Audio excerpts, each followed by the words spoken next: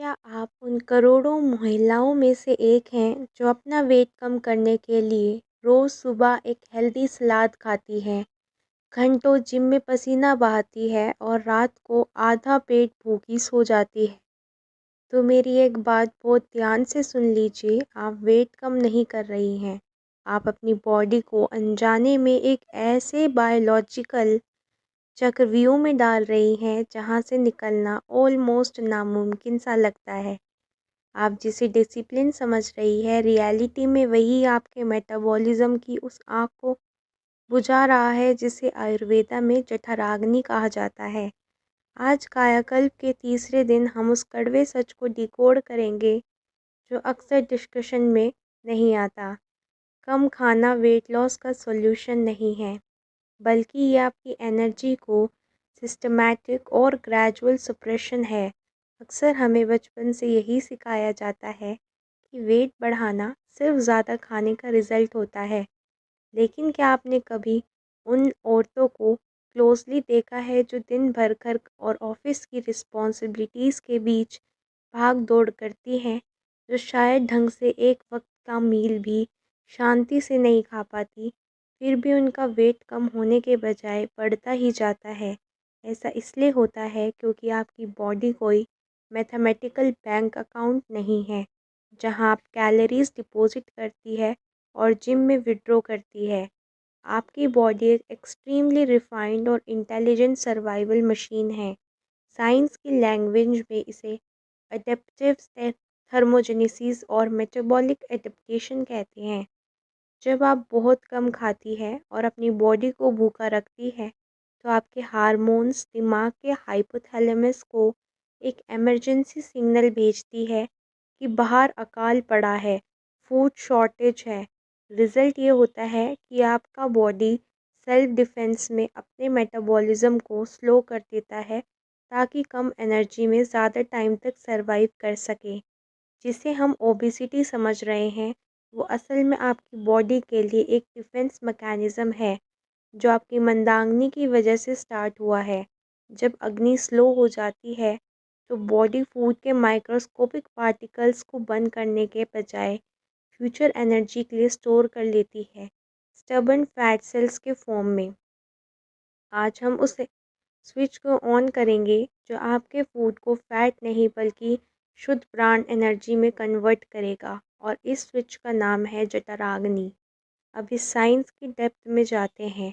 साल 2017 का Nobel prize जिस कार्डियन राइथम यानी बायोलॉजिकल क्लॉक के साइंस पर दिया गया, वही आज के इस पूरे टॉपिक की बैकबोन है।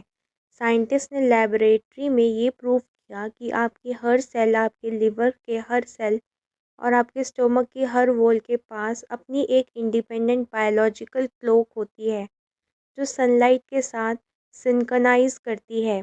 हजारों साल पहले अष्टांग हृदयम में महर्षि वेगभट ने कहा था, यथा पिंडे तथा ब्रह्मदे। इसका डायरेक्ट मीनिंग है, जो इस ह्यूज यूनिवर्स में हो रहा है वही आपकी इस माइक्रो बॉडी के अंदर भी हो रहा है।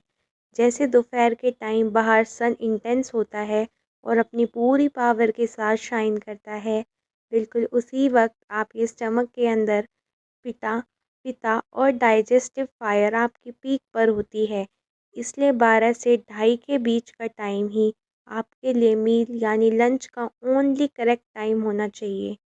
ये वही टाइम है जब आपकी जठराग्नि पत्थर को भी डाइजेस्ट करने की केमिकल पावर रखती है।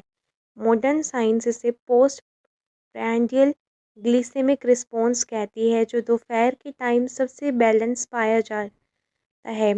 लेकिन जैसे ही सनसेट होता है और डार्कनेस बढ़ती है, आपकी बॉडी की इंसुलिन सेंसिटिविटी नेचुरली गिरने लगती है। रात 8 या 9 बजे के बाद खाया गया सो कोल्ड हेल्दी फूड भी मेटाबॉलिज्म के लिए एक कर्स बन जाता है, क्योंकि उस टाइम बॉडी डाइजेशन मोड में नहीं होती।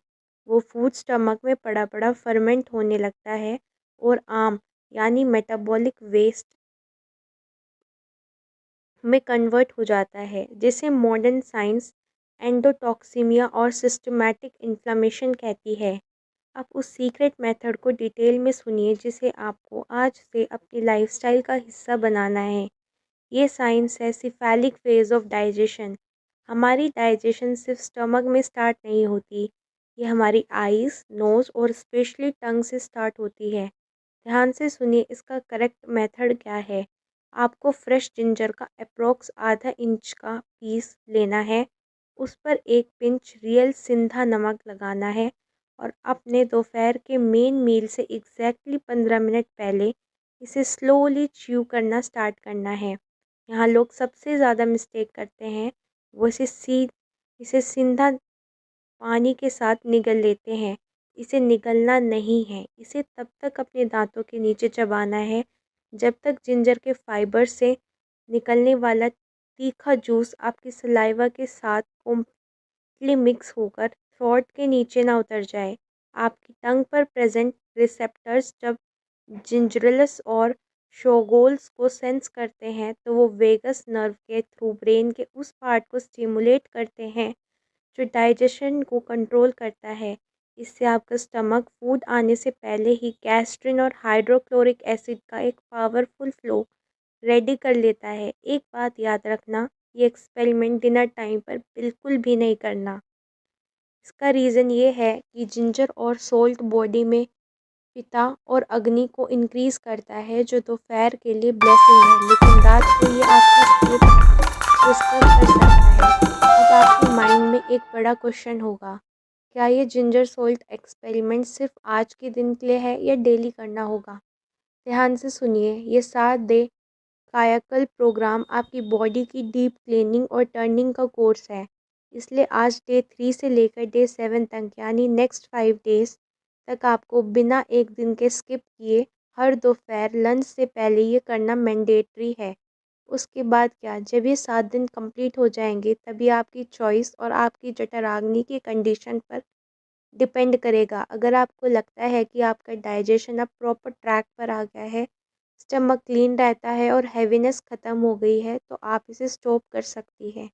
लेकिन अगर आपको लगता है कि मेटाबॉलिज्म अभी भी स्लो है, तो आप इसे कंटिन्यू कर सकती है। ये आपकी मेटाबॉलिक मेडिसिन है। अब आप में से कई लोग पूछेंगे कि अगर डिनर सोल्ट का ये रूल इतना ही पावरफुल है, तो मैंने इसे डे 1 या डे 2 पर क्यों नहीं बिताया। इसका आंसर एक डीप एक्सपर्ट लॉजिक में छुपा है। डे 1 आपके इंटेस्टाइन की डीप क्लीनिंग और गट रीसेट का दिन था। जब किसी पाइप या नाली में सालों का कचरा जमा हो, तो उस पर पहले ही दिन पीछे से हैवी वाटर प्रेशर डालना समझदार नहीं होती। अगर पहले ही दिन ही आप जठराग्नि को इतना इंटेंस कर देती, तो वह जमा हुई गंदगी क्लीन होने के बजाय ब्लड स्ट्रीम में और फास्ट सर्कुलेट करने लगती। डे 2 करेक्ट फ्यूल यानी फूड सिलेक्शन का दिन था।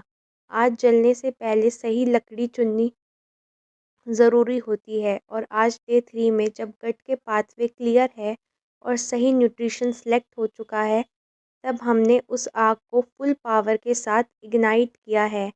इसलिए जो आपने लास्ट 2 डेज़ किया वो टाइम वेस्ट नहीं था, बल्कि आज की प्रोसेस की मैंडेटरी फाउंडेशन थी।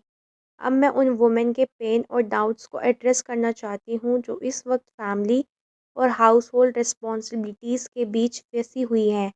सबसे पहले और सेंसिटिव क्वेश्चन पीरियड्स को लेकर आते हैं। मेंस्ट्रुअल साइकिल के दौरान आपकी बॉडी की पूरी एनर्जी अपान वायु के साथ डाउनवर्ड डायरेक्शन में काम करती है ताकि बॉडी की क्लीनिंग हो सके।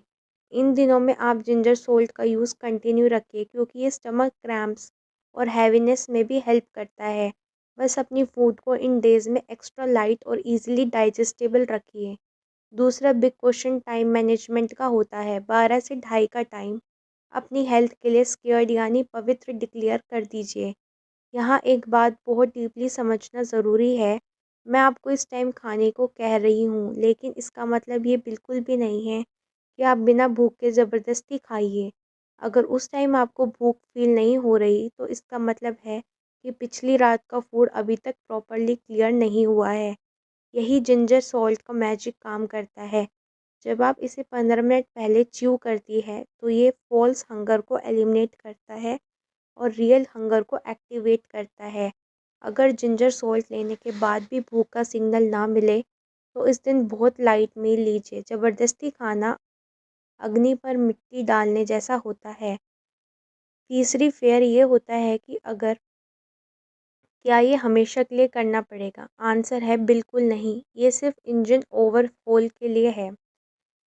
एक बार इंजन ठीक हो गया तो बॉडी खुद अपना ख्याल रखने लगती है। डाइजेशन की इस जर्नी में एक और बहुत डेंजरस ऑब्स्टिकल है, मील के तुरंत बाद पानी पीना।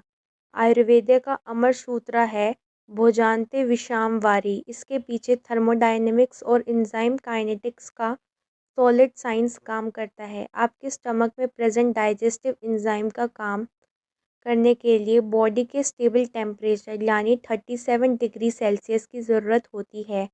जैसे ही आप गर्म फूड के ऊपर पानी डाल देती है, स्टमक के टेम्परेचर अचानक गिर जाता है।